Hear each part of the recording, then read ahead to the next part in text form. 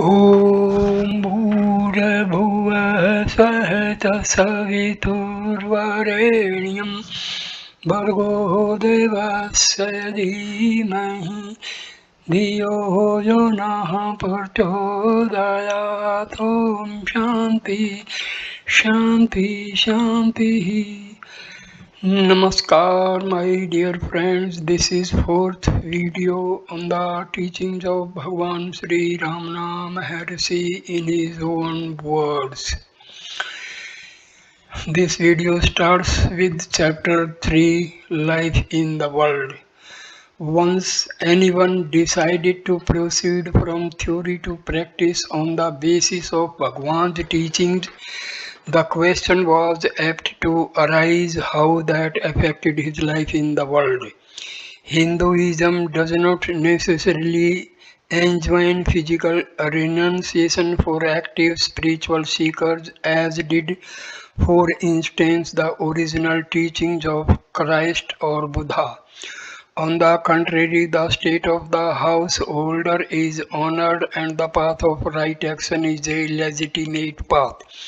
In fact, the classical system in ancient India was that a man should retire from the homeless state only after he had fulfilled his duties as a householder and had an adult son or sons to replace him. However, the doctrine of non-duality, together with the path of self-inquiry to be described in a later chapter, which is based on it, has been traditionally recognized as suitable to the world renouncer. It was therefore natural that Bhagwan's followers often asked him whether they should renounce the world. At the same time, it was a remarkable indication of the amount of spiritual determination which still remains in modern India, for renouncing the world does not mean living a solitary life in a little house and garden of one's own, as it might in the West, or even retiring to the austere security of a monastery, but going forth homeless and penniless, depending on the charitable for food and clothing, and sleeping in a cave or temple or wherever possible. It does not sometimes happen in modern times that a sadhu accepts a small grant from his family, enough to buy food and the simplest clothing. But even so, it is a bare, hard life. Nevertheless, there were constant requests to be allowed to take this life, and constantly Bhagwan withheld permission. The work was internal and had to be done in the mind, whatever the conditions of life. Bhagwan, why do you think you are a householder? The similar thought that you are a sannyasi will haunt you even if you go forth as one. Whether you continue in the household or renounce it and go to live in the forest, your mind haunts you. The ego is the source of thought. It creates the body and the world and makes you think of being a householder. If you renounce, it will only substitute the thought of renunciation for that of the family and the environment of the forest for that of the household. But the mental obstacles are always there for you. They even increase greatly in the new surroundings. Change of environment is no help. The one obstacle is the mind. This must be overcome whether in the home or in the forest. If you can do it in the forest, why not in the home? So why change the environment? Your efforts can be made even now. Whatever be the environment, devotee, is it possible to enjoy samadhi while busy with worldly work? Bhagwan, it is the feeling I work that is the hindrance. Ask yourself who works. Remember who you are, then the work will not bind you. It will go on automatically. Make no effort either to work or to renounce. Your effort is the bondage. Whatever is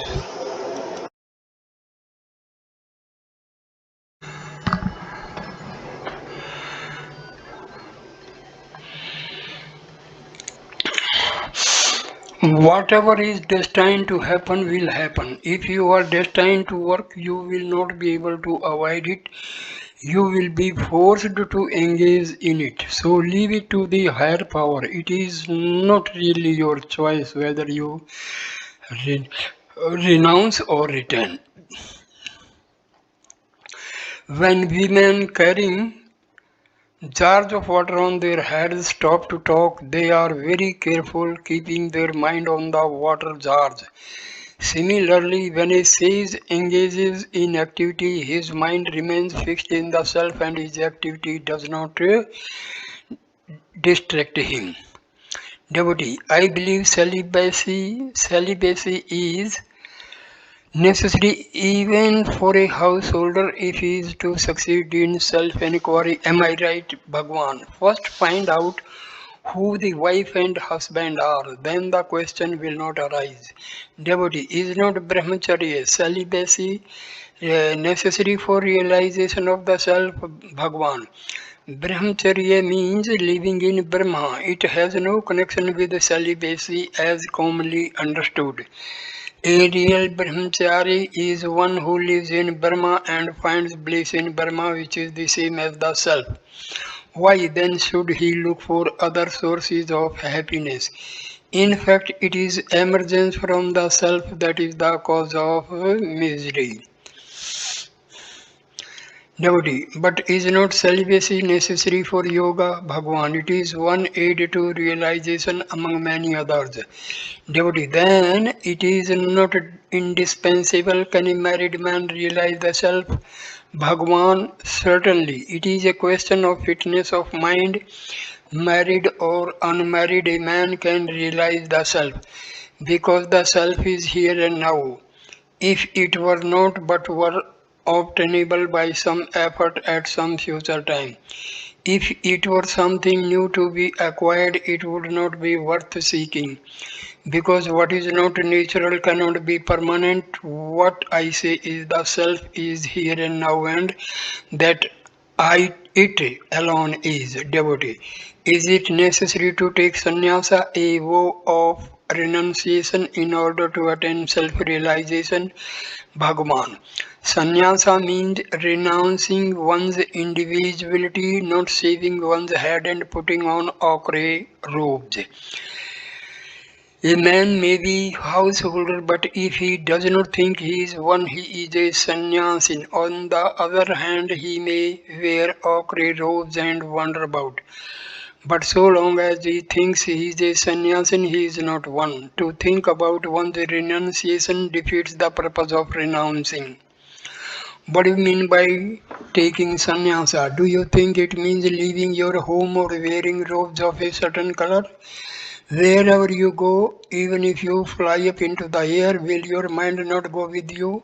Or can you leave it behind you and go without it? Why should your occupation or duties in life interfere with your spiritual effort? For instance, there is a difference between your activities at home and in the office. In your office activities, you are detached, and so long as you do your duty, you do not care what happens or whether it results in gain or loss to the employer.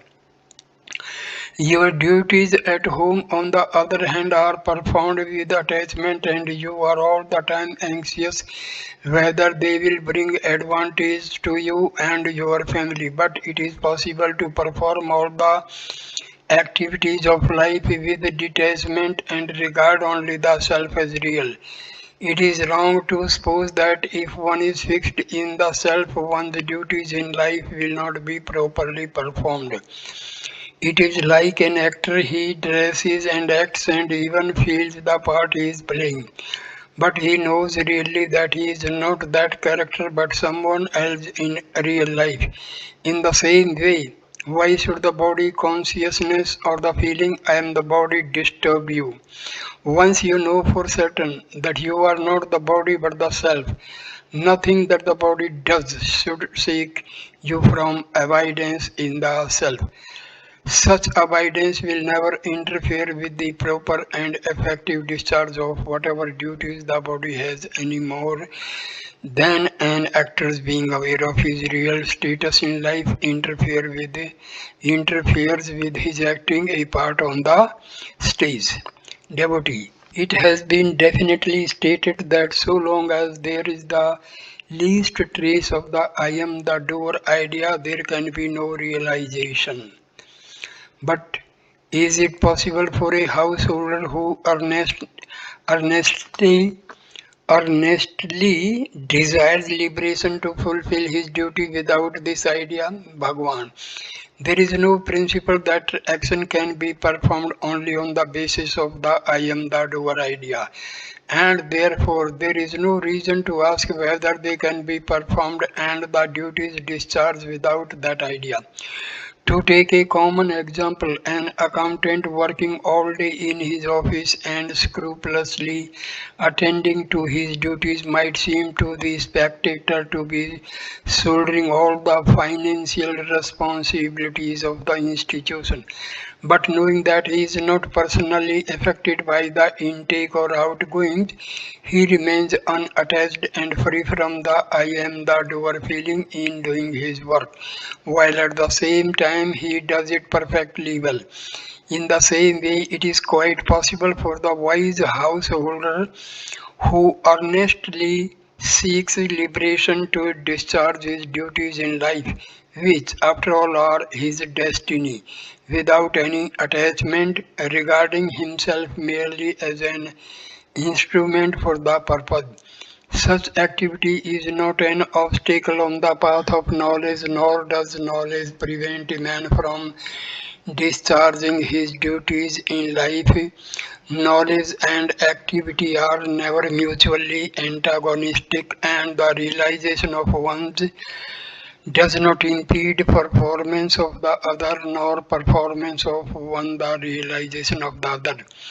Devotee, what is the significance of the life of a spiritually minded householder who has to devote all his time merely to earning a living and supporting his family, and what mutual benefit do they get? Bhagwan.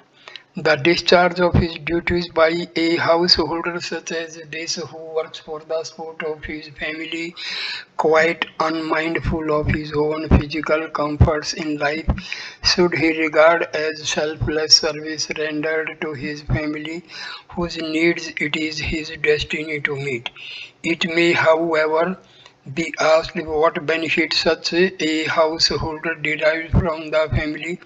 The answer is that there is no benefit for him from the family as such, since he has made the discharge of his duties to them a means of spiritual training, and since he finally obtains perfect contentment by realizing the supreme bliss of liberation, which is the ultimate goal of every path and the supreme reward.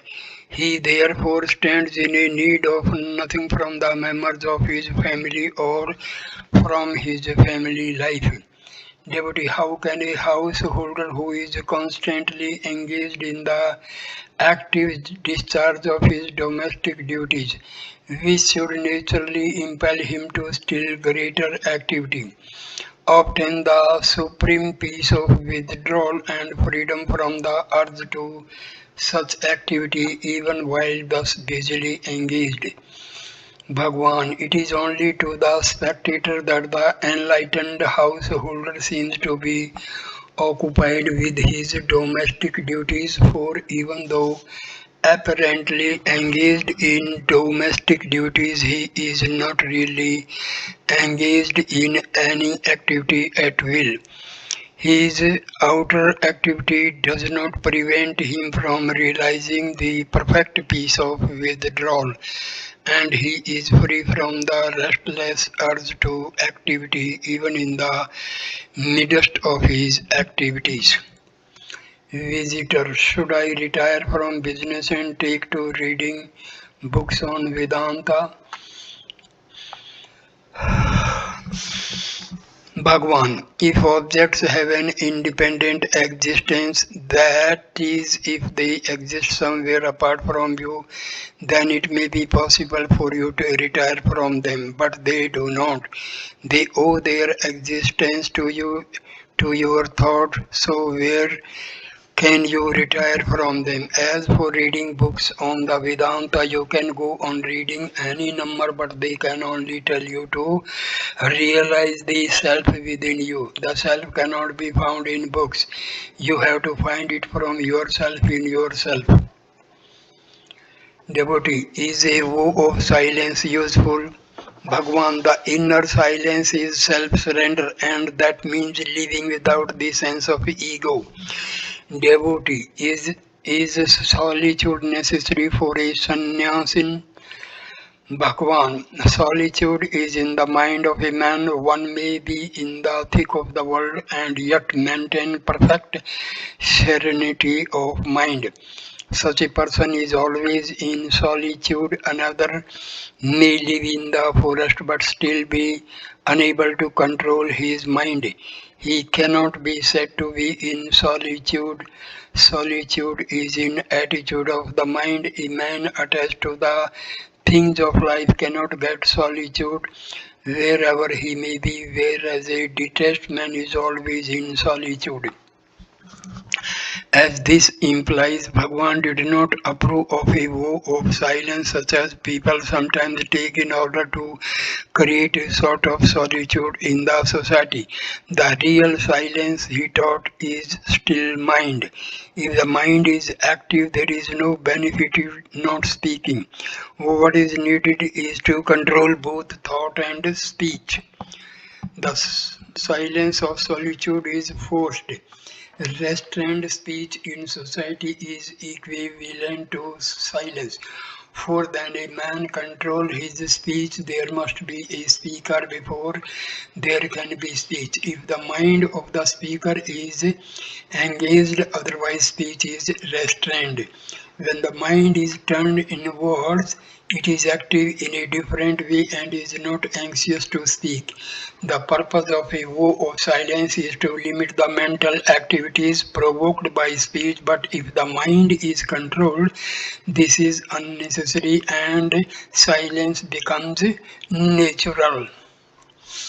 Until the mind is ripe to do so, it is not even possible to give up the activity. Devotee, how does activity help? Does not it simply increase the already heavy load upon us that we have to get rid of? Bhagwan, action performed unselfishly purifies the mind and helps it to fix itself and in meditation, devotee. But suppose one were to meditate constantly without activity. Bhagwan, try and see. Your inherent tendencies will not let you. Meditation only comes step by step with their gradual weakening by the grace of the Guru. In the case of one who had fulfilled his destiny as a householder and having grown up children to take his place, could have renounced the world according to the classical Indian tradition, Bhagwan still did not give his sanction. Devotee, I have no pleasure in my family. There remains nothing for me to do there. I have done what has to be done, and now there are grandsons and granddaughters in the house. Should I remain there or should I leave it and go away? Bhagwan, you should stay just where you are now. But where are you now? Are you in the house or is the house in you? Is there any house apart from you? If you become established in your own place, you will find that all things have merged into you and such questions will become unnecessary. Devotee, then it seems I am to remain at home. Bhagwan, you are to remain in your true state. Sometimes the Maharshi was asked why he himself renounced the world and went forth to the homeless life if he did not approve of that path for his followers, and he replied merely that such was his destiny.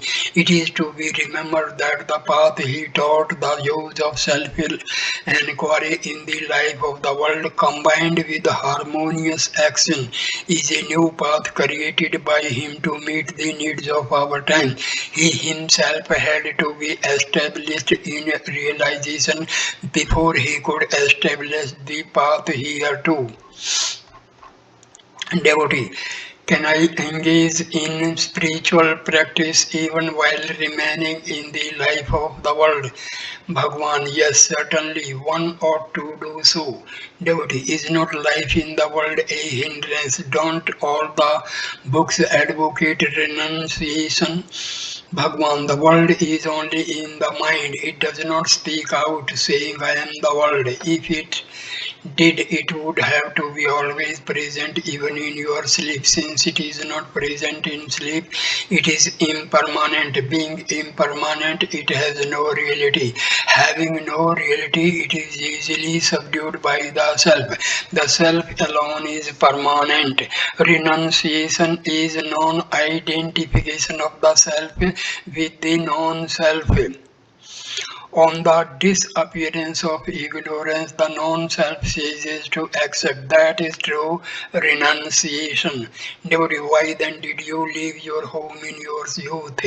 Bhagwan, that was my prarabdha destiny. One's course of conduct in this life is determined by one's prarabdha. My prarabdha lies this way, yours lies that way. Devotee, should I not also renounce? Bhagwan, if that had been your prarabdha, the question would not have arisen. Devotee, then I take it that I should remain in the world and engage in spiritual practice. But if I do so, can I obtain realization in this life? Bhagwan, this has already been answered. You are always the self.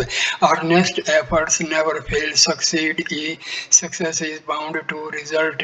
With many European and some Indian visitors, it was the opposite question that arose, not whether they should renounce the world, but what they could do to help it, being in the world but not of it, following the inner spiritual quest while outwardly conforming to the conditions of life seemed to them too much of a withdrawal, not too little. To some extent, Bhagwan's answers varied according to the understanding of the questioner. If the latter was capable of spiritual understanding, he would turn his uh, turn him inward. Devotee, why is the world enveloped in ignorance? Bhagwan, look after yourself and let the world look after itself. What is yourself? If you are the body, there is a physical world also. But if you are the spirit, there is only spirit visitor. What do you think about social reform, Bhagwan? Self-reform automatically results in social reform. Attend to self-reform and social reform will take care of itself. However, people who raised this sort of objection were more often of a devotional temperament, such as requires worship and a dualistic religion, and in such cases Bhagwan would enjoin submission to God.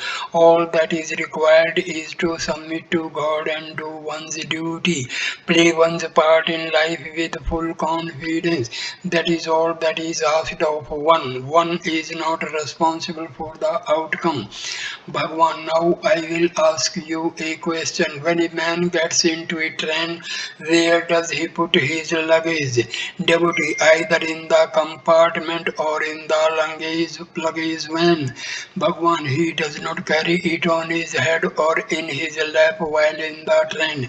Devotee, only a fool would do so. Bhagwan, it is 1,000 times more foolish to bear your own burden once you have undertaken the spiritual quest, whether by the path of knowledge or devotion. Devotee, but can I relinquish all my responsibilities, all my commitments? Bhagwan, you remember the temple tower. There are many statues on it, are not there? Well, there are four big ones at the base, one at each corner. Have you seen them, devotee? Yes. Bhagwan, well, I tell you that the huge tower is supported by these four statues. Devotee, how is that possible? What does Bhagwan mean? Bhagwan, I mean that to say that is no more foolish than saying that you bear all the cares, burdens, and responsibilities of life. The Lord of the universe bears the whole burden. You only imagine that you do. You can hand over all your burdens to Him. Whatever you have to do, you will be made an instrument for doing it at the right time. Do not imagine that you cannot do it unless you have the desire to. It is not a desire that gives you the necessary strength. The strength is the Lord's. Sometimes there was a more pressing anxiety about the state of the world and a desire to assume responsibility. Devotee, will Bhagwan give his opinion on the future of the world as we are living in critical times? Bhagwan, why should you worry about the future? You don't even know the present properly. Take care of the present and the future will take care of itself. Devotee, will the world soon enter a new era of friendliness and mutual help, or will it go down in chaos and war? Bhagwan, there is one who governs the world and it is his task to look after it. He who has given life to the world knows how to look after it also. He bears the burden of this world, not you. Devotee, yet if one looks around with unprejudiced eyes, it is hard to see where this benevolent care comes in. Bhagwan, as you are, so is the world. Without understanding yourself, what is the use of trying to understand the world? This is a question that seekers after truth need not worry about. People waste their energy over all such questions. First, find out the truth behind yourself, then you will be in a better position to understand the truth behind the world of which you are a part. Another visitor asked Bhagwan for a benedictory foreword to a book he had written called The Destiny of the Freedom or something of that sort. He said that someone else had already agreed to write an introduction, but he would be grateful if Bhagwan would write a few words conveying his message and blessing. Bhagwan explained to him that he had never done such a thing and therefore should not be expected to now.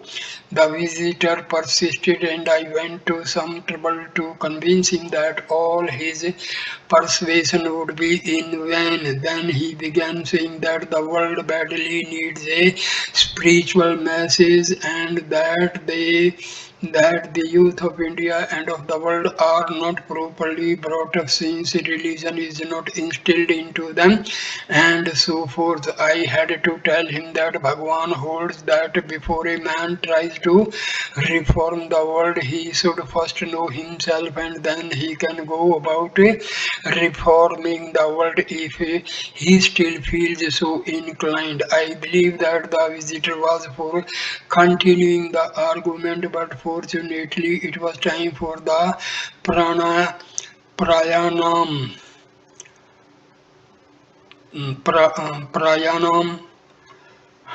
prayanam recital of the Vedas, and he was effectively stopped thereby. Devotee, should I try to help the suffering world?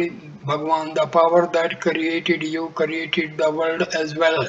If God created the world, it is His business to look after it, not yours.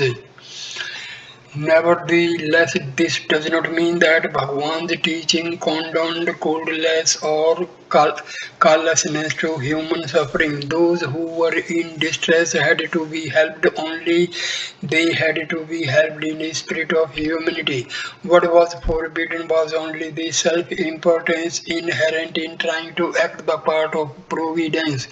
This is made very clear in the following passage.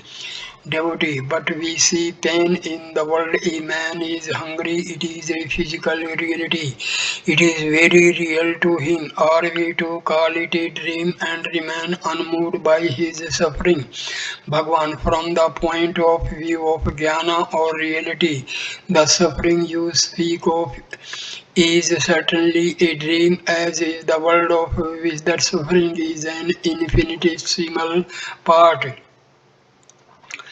In a dream you have, when you are asleep, you yourself feel hunger and see others also suffering from hunger. You feel yourself and moved by pity, feed the others who are hungry. So long as the dream lasted, all this suffering was quite as real as the suffering you see in the world is to you now. It was only when you woke up that you discovered it to be unreal.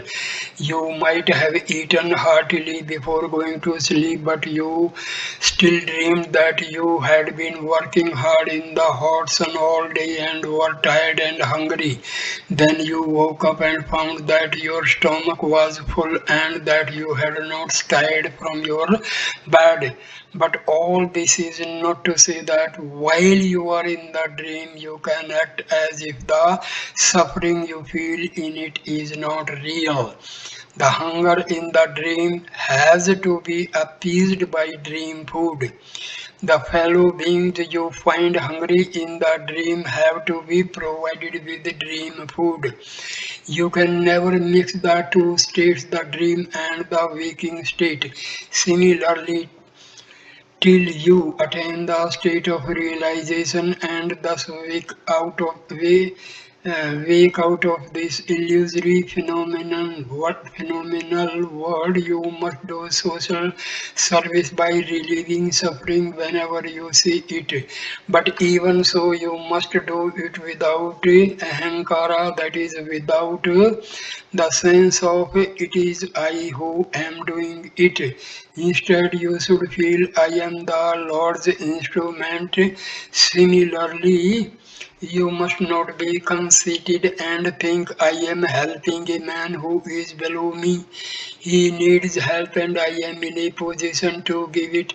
I am superior and he is inferior. You must help him as a means of worshipping God in him. All such service is serving the self, not anybody else. You are not helping anybody else but only yourself. In general, Bhagwan discouraged political activity among those dedicated to the quest.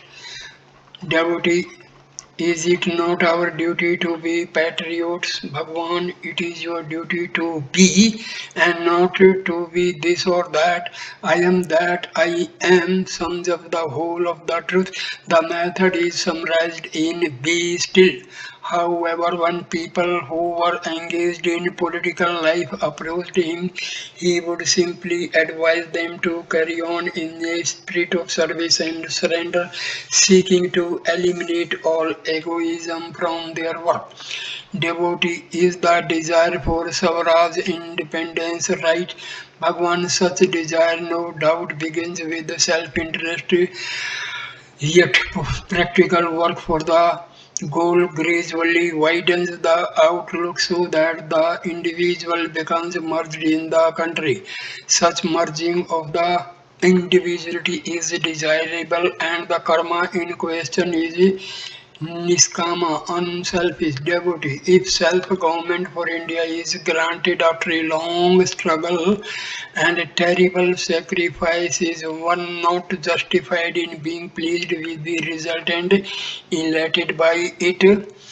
Bhagwan, in the course of one's work, one must have surrendered oneself to the highest power whose might must be kept in mind and never lost sight of it.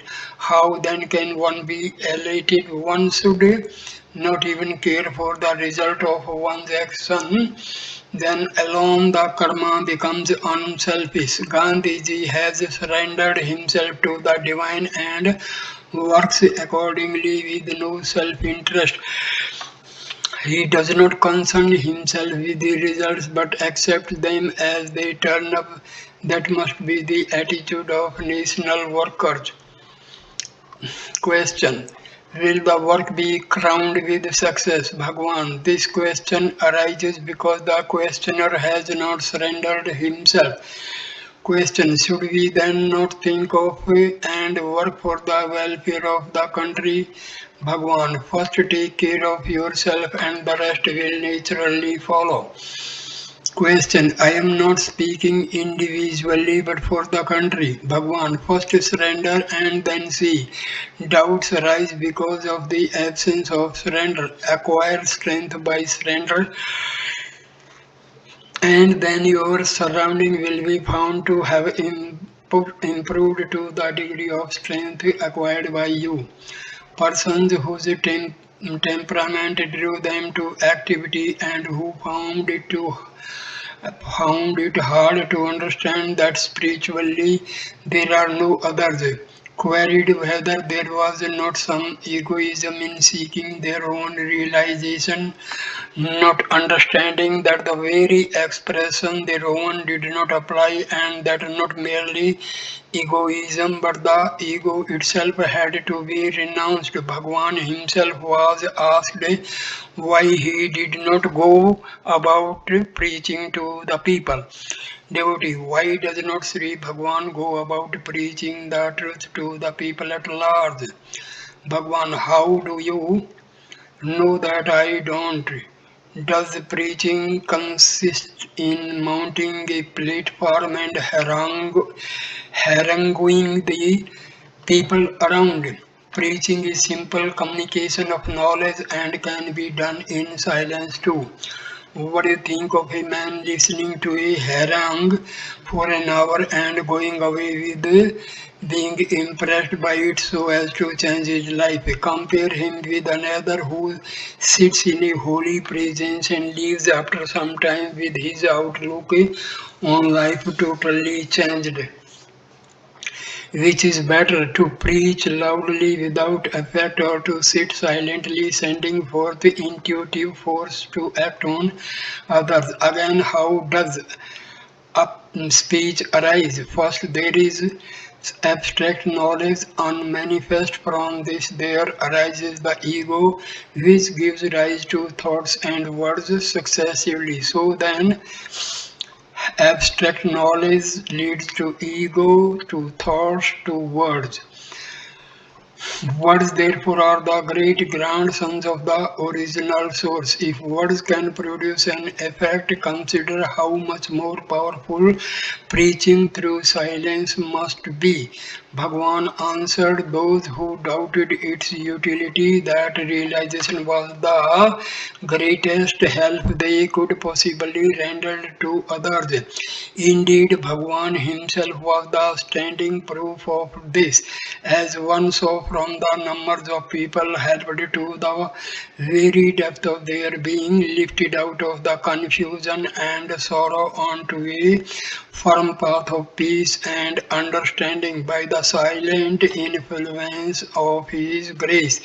And yet at the same time He reminded them that from the point of view of knowledge there are no others to help. Devotee, does my realization help others? Bhagwan, yes, certainly it is the best possible help, but really there are no others to help. For a realized being sees only the self, just as a goldsmith estimating the gold in various jewels sees only the gold. Separate forms and beings exist only as long as you identify yourself with the body. When you transcend the body, others disappear along with your body consciousness. Devotee, is it so with plants and trees also? Bhagwan, do they exist at all apart from the self? Find out. You think that you see them. The thought is projected from yourself. Find out where from it arises. Then thoughts will cease to rise and the self alone will remain. Devotee, I understand theoretically, but they are still there. Bhagwan, yes, it is like a cinema show. There is the light on the screen and the shadows fleeting across impress the audience as the acting of some story. Now suppose that in this film story an audience is also shown on the screen. The seer and the seen will then both be on the screen.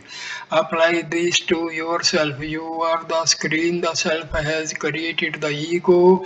The ego has its accretions of thoughts which are displayed as the world, trees, plants, etc., about which you are asking. In reality, all these are nothing but the self.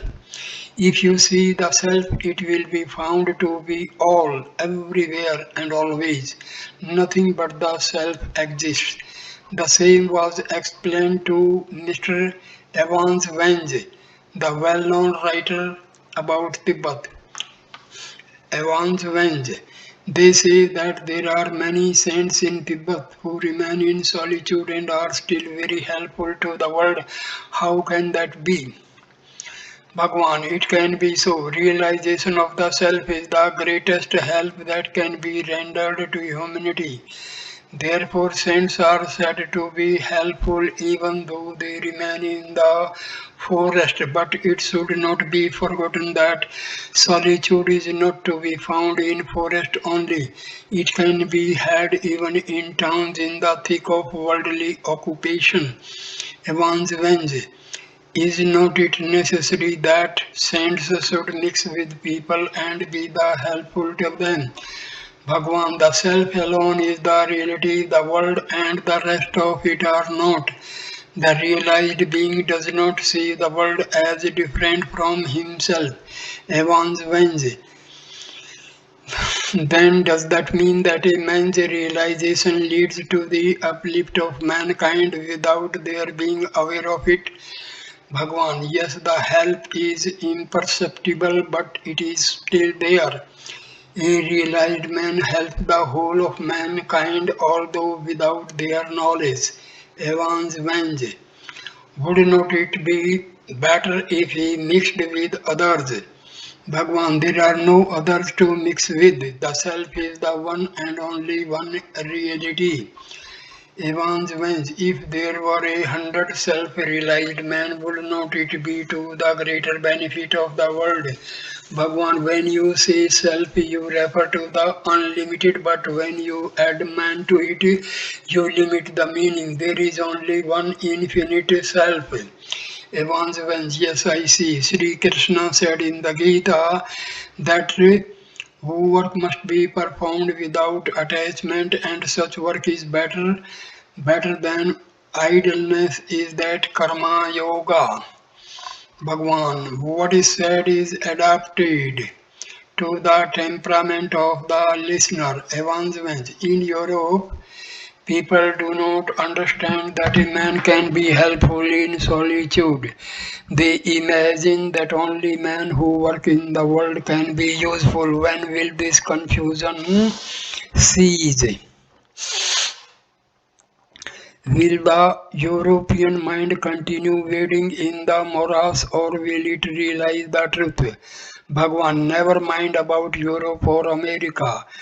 Where are they but in the mind? Realize your self and then all is realized. If you see a number of men in a dream and then wake up and recall your dream, do you try to find out whether the persons of your dream creation are also awake?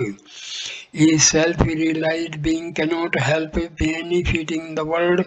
His very existence is the highest good.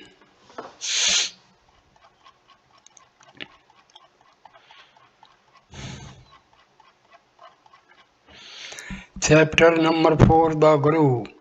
It has always been taught that in order to attain a realization, not only practice but also a guide is needed. In this, as in all things, Bhagwan gave the doctrine its deepest meaning. In fact, it became essentially the same as the Christian doctrine of the Christ in you or the Buddhist doctrine of the Buddha mind, which is to be realized in oneself. Devotee, Bhagwan has said that without the grace of the Guru, one cannot attain the self. What precisely does he mean by this? What is this Guru? Bhagwan, from the standpoint of the path of knowledge, it is the supreme state of the self. It is different from the ego which you call yourself. Devotee, then if it is the supreme state of my own self, in what sense does Bhagwan mean that I cannot reach it without the grace of the Guru? Bhagwan, the ego is the individuality and is not the same as the Lord of all. When it approaches the Lord with sincere devotion, he graciously assumes name and form and take it to himself. Therefore, they say that the Guru is none other than the Lord. He is the human embodiment of divine grace. This would seem to mean then that the Guru is the Lord or the Self manifested outwardly in human form, and that this outward manifestation is necessary. But the questioner in the present instance was not convinced of this, since he knew that Bhagwan himself had no human Guru, and that there are other cases on record also, especially among the founders of religions. He therefore continued, devotee. But there are some who seem to have had no human guru at all. Bhagwan. True, in the case of certain great souls, God reveals himself as the light of the light from within. In occasionally happened it occasionally happened that some questioner would openly raise the objection that Bhagwan himself had not a guru, and in such cases his reply would be that the guru need not necessarily take human form. Some who knew his teaching at second hand suggested that he did not hold it necessary to have a guru and explained the lack of explicit initiation in that way, but he rejected this suggestion unequivocally. Unequivocally, S.S. Cohen has recorded a conversation on this subject with Dilip Kumar Roy, the celebrated musician of Sri Aurobindo Ashram. Dilip. Some people report Maharshi to deny the need of a guru. Others say the reverse. What does Maharshi say? Bhagwan, I have never said that there is no need for a guru. Dilip, Sri Aurobindo often refers to you as having had no guru. Bhagwan, that depends on what you call guru. He need not necessarily be in human form. Dattatreya had 24 gurus, the elements and so on. That means that any form in the world was his guru. Guru is absolutely necessary. The Upanishads say that none but a guru can take a man out of the jungle of mental and sense perception. So there must be a guru. Dilip, I mean a hundred.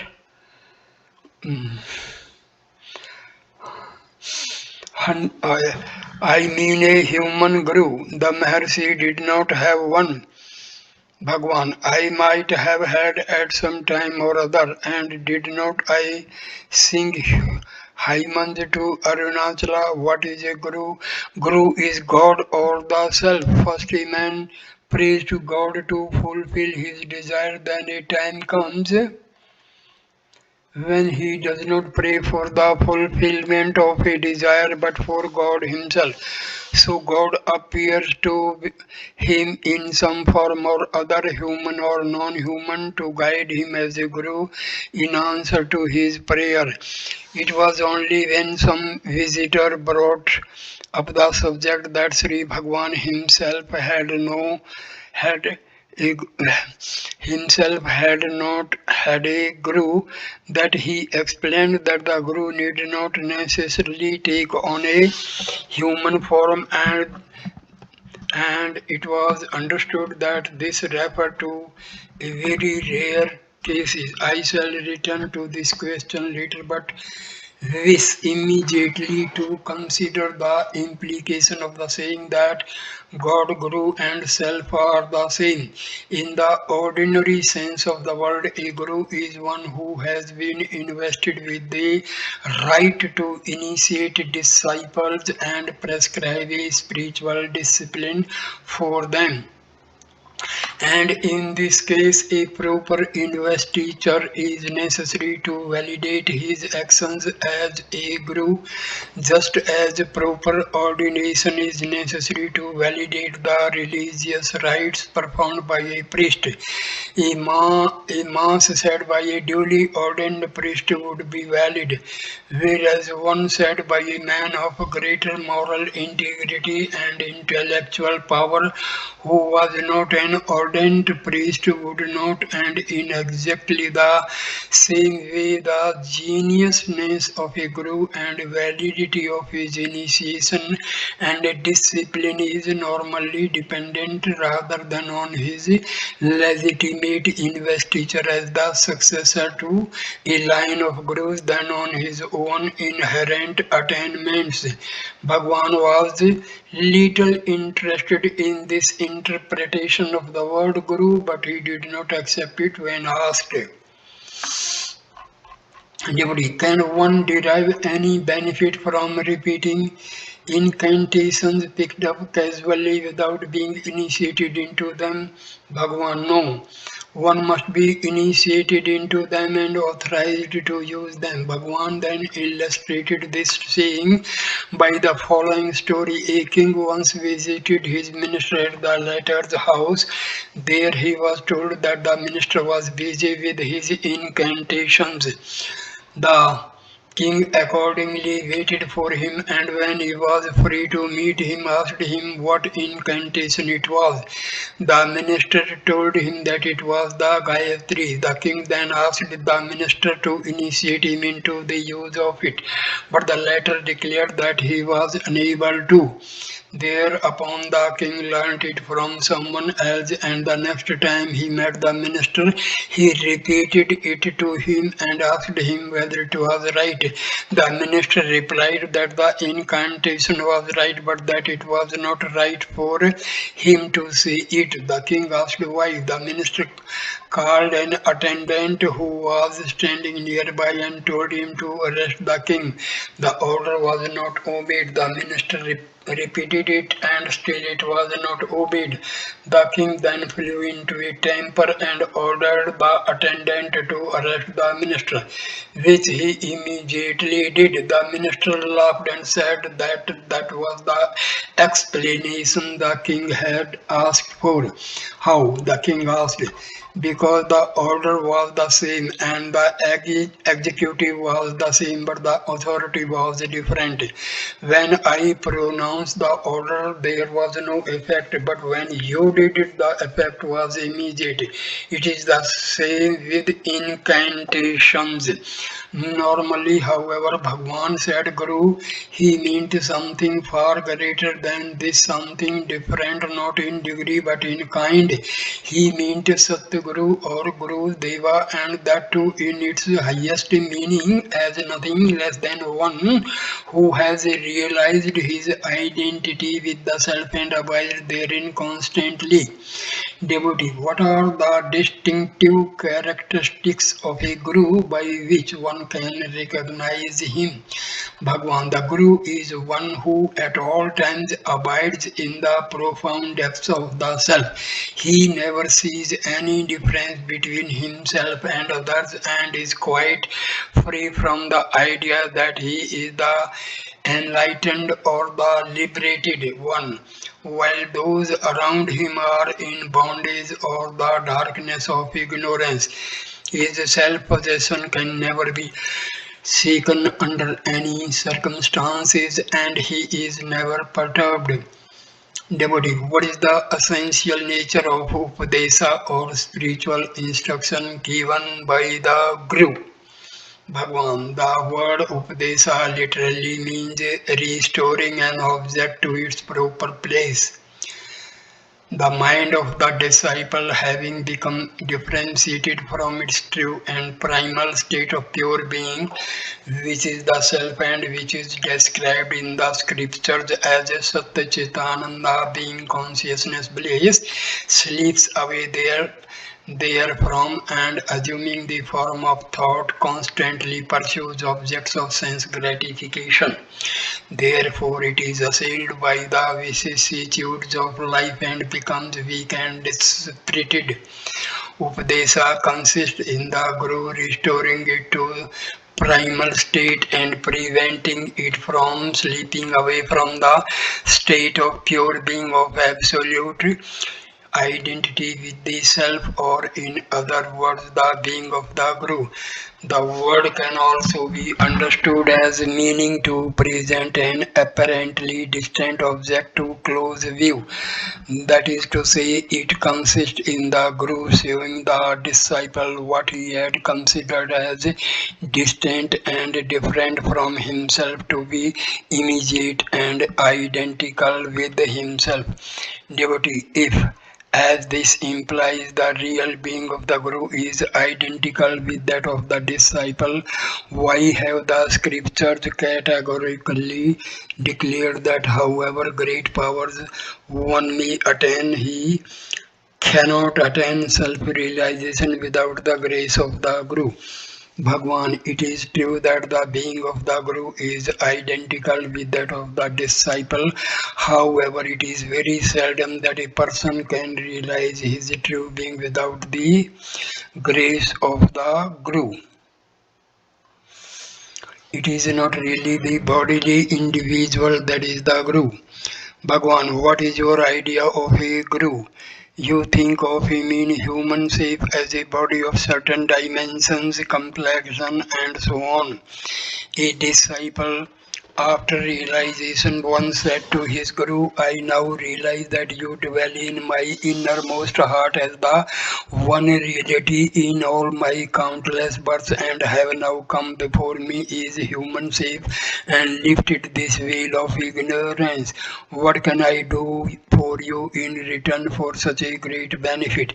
And the Guru replied, you need not do anything, it is enough if you remain as you are in your true state. That is the truth about the Guru. Bhagwan often explained that the divine guide, the true Guru, is in one's heart as well as being manifested outwardly, while the outward Guru turns one's mind inwards. The inner Guru pulls from within. Even one's environment does not happen by accident. The Guru creates the conditions necessary for one's quest. Devotee, what is the grace of the Guru? Bhagwan, the Guru is the self. At some time, a man grows dissatisfied with his life and not content with what he has, seeks the satisfaction of his desires through prayer to God. His mind is gradually purified until he longs to know God more to obtain his grace than to satisfy worldly desires. Then God's grace begins to manifest. God takes the form of a Guru and appears to the devotee, teaches him the truth, and moreover purifies his mind by association with him. The devotee's mind thus gains strength and is then able to turn inward. By meditation, it is further purified and until it remains calm without the least ripple. That calm expanse is the self. The Guru is both outer and inner. From outside, he gives a push to the mind to turn inward, while from inside, he pulls the mind toward the self and helps in quieting it. That is the grace of the Guru. There is no difference between God, Guru, and self. Devotee, in the Theosophical Society, they meditate in order to seek masters to guide them. Bhagwan, the master is within. Meditation is meant to remove the ignorant idea that he is only external. If he were some stranger whom you awaited, he would be bound to disappear also. What would be the use of a transient being like that? But as long as you think you are separate or that you are the body, so long is the outer master also necessary, and he will appear as if with a body. When the wrong identification of yourself with the body ceases, the master will be found to be none other than the self. Devotee, will the Guru help us to know the self through initiation and so on? Bhagwan, does the Guru hold you by the hand and whisper in your ear? You may imagine him to be what you are yourself. Because you think you have a body, you think that he has also, and that he will do something tangible to you. His work lies within in the spiritual realm. Devotee, how is the Guru found? Bhagwan, God, who is immanent in his grace, takes pity on the loving devotee and manifests himself according to the devotee's development. The devotee thinks that he is a man and expects a relationship as between two physical bodies. But the Guru, who is God or the self incarnate, works from within, helps the man to see his mistakes and guides him in the right path until he realizes the self within. Devotee, what should the devotee do then? Bhagwan, he has only to act according to the words of the Master and work inwardly. The Master is both within and without. So he creates conditions to drive you inward and at the same time prepares the interior to drag you to the center. Thus he gives a push from without and exerts a pull from within so that you may be fixed at the center. You think that the world can be conquered by your own efforts when you are frustrated externally and are driven inward. You feel, oh, there is a power higher than man. The ego is a very powerful elephant which cannot be brought under control by any creature then powerful than a lion, which in this instance is none other than the Guru, whose very looks make the elephant like ego tremble and die. You will know in due course that your glory lies where, where you cease to exist. In order to gain that state, you should surrender yourself. Then the Master says that you are in a fit state to receive guidance, and he guides you. What is the significance of saying that the Guru is the manifestation of God or Self? Bhagwan spoke always from the point of view of non-duality, and from this point of view the disciple is also guided thus. The only difference is that the Guru has realized it and the disciple has not. Bhagwan, so long as you seek self-realization, the Guru is necessary. Guru is the self. Take Guru to be the real self and yourself to be the individual self. The disappearance of this sense of duality is the removal of ignorance. So long as duality persists in you, the Guru is necessary. Because you identify yourself with the body, you think the Guru too is the body, and you are not the body nor is the Guru. You are the self and so is the Guru. This knowledge is gained by what you call self-realization. You mistake the body for the Guru, but the Guru himself does not make that mistake. He is the formless self that is within you. He appears outwardly only to guide you. A curious paradox arises with the perfect Guru. The self-realized man in constant conscious identity with the self for the very reason that he is complete and perfect. Guru, he will not call himself a Guru or call any his disciple, since that would be an affirmation of relationship and therefore of duality. Though the Though he instructs his disciples, yet he does not call himself their Guru, realizing as he does that Guru and the disciple are mere conventions born of Maya, total illusion.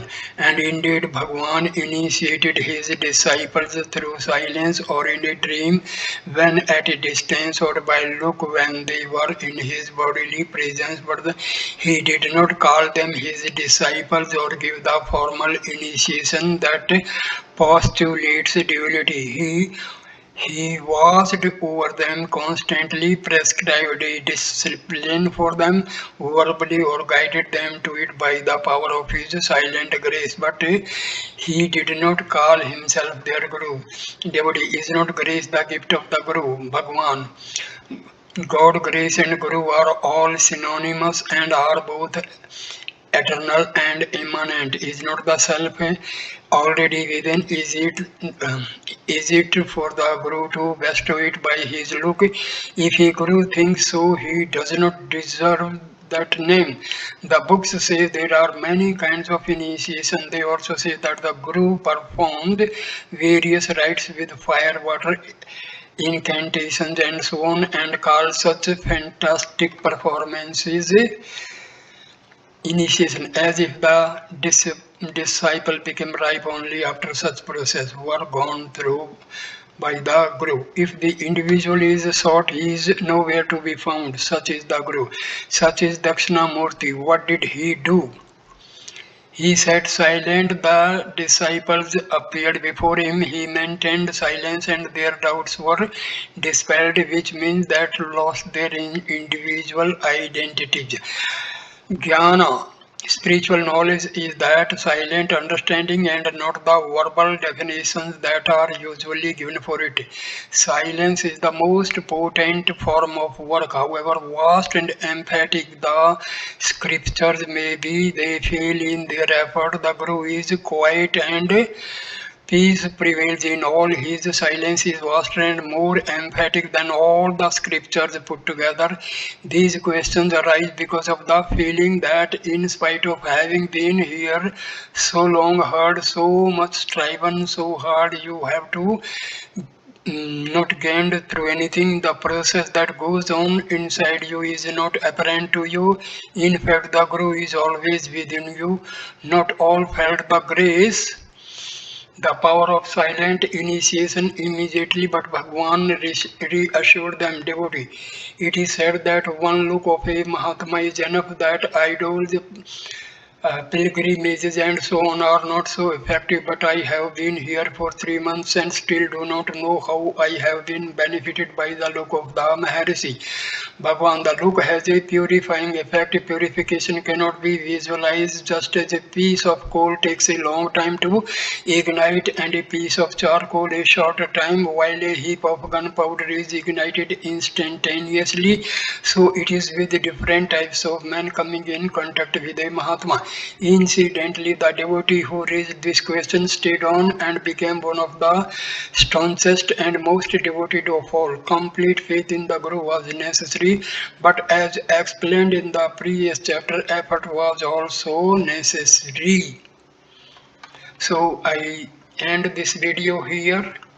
Thank you for watching this video. Please like, comment and share the video and subscribe the channel. And next video number 5 will continue the same topic as video number 4. Thanks. Namaskar.